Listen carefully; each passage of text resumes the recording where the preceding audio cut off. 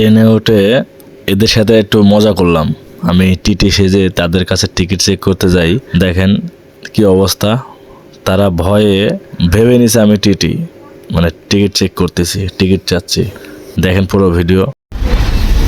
ভাই আপনার টিকিট হয়েছে? না আমার টিকিট হয় টিকিটটা দেন। টিকিট নাই ভাই টিকিট টিকিট টিকিট দেন ভাই, না জরিমানা দেন। না ভাই আমি টিকিট নাই আমার কাছে টিকিট নাই, জরিমানা দেন আপনি।